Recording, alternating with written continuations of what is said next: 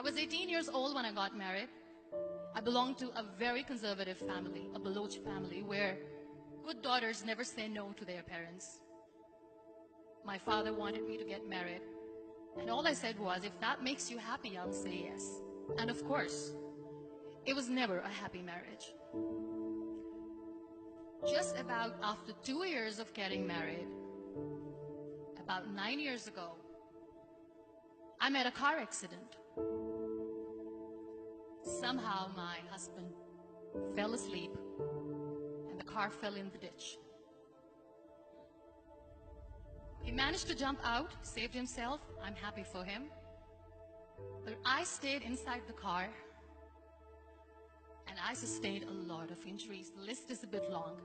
Radius ulna of my right arm were fractured. The wrist was fractured. Shoulder bone and collarbone were fractured. My whole rib cage got fractured. But that injury that changed me and my life completely was the spine injury. Many people came to rescue. They gave me CPR. They dragged me out of the car. And while they were dragging me out, I got the complete transection of my spinal cord. Those 2.5 months in the hospital were dreadful. I was at the verge of despair. One day, doctor came to me and he said, well, I heard that you wanted to be an artist, but you ended up being a housewife. I have a bad news for you. You won't be able to paint again. Next day, doctor came to me and said, your spine injury is so bad, you won't be able to walk again. I took a deep breath and I said, it's all right.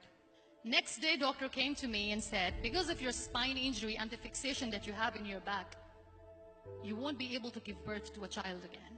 That day, I was devastated. I started to question my existence. Why am I even alive?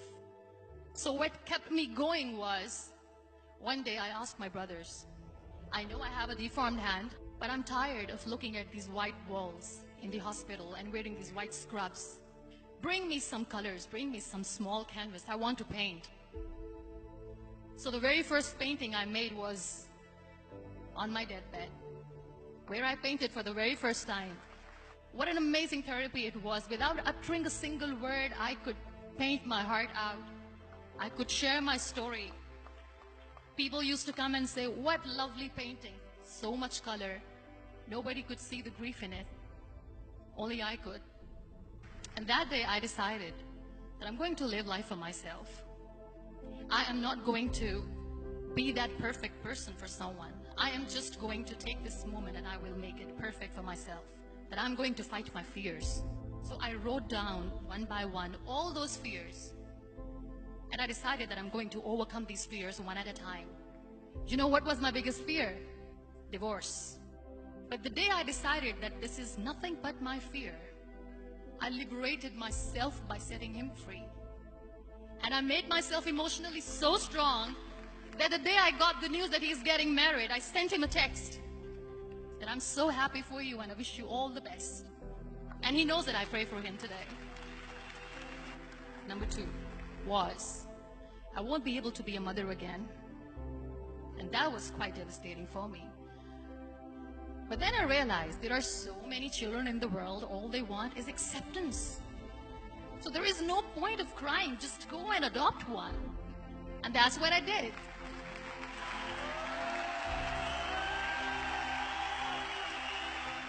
I gave my name in different organizations, different orphanages, and I waited patiently. 2 years later, I got this call from a very small city in Pakistan. I got a call and they said, are you Muniba Mazari? There is a baby boy and would you like to adopt? I could literally feel the labor pain. I said, yes, yes, I am going to adopt him. I am coming to take him home. And that day, I was 2 days old, and today he's 6. You know, when you end up being on the wheelchair, what's the most painful thing? People think that they will not be accepted by the people because we, in the world of perfect people, are imperfects. So I decided to appear more in public, to join the national TV of Pakistan as an anchor person. I became the National Goodwill Ambassador for UN Women Pakistan, and now I speak for the rights of women, children. I was featured in BBC 100 Women for 2015. I'm one of the Forbes 30 under 30 for 2016. So when you accept yourself the way you are, the world recognizes you. It all starts from within. We have this amazing fantasy about life. This is how things should work. This is my plan. It should go as per my plan. If that doesn't happen, we give up. I never wanted to be on the wheelchair. Never thought of being on the wheelchair.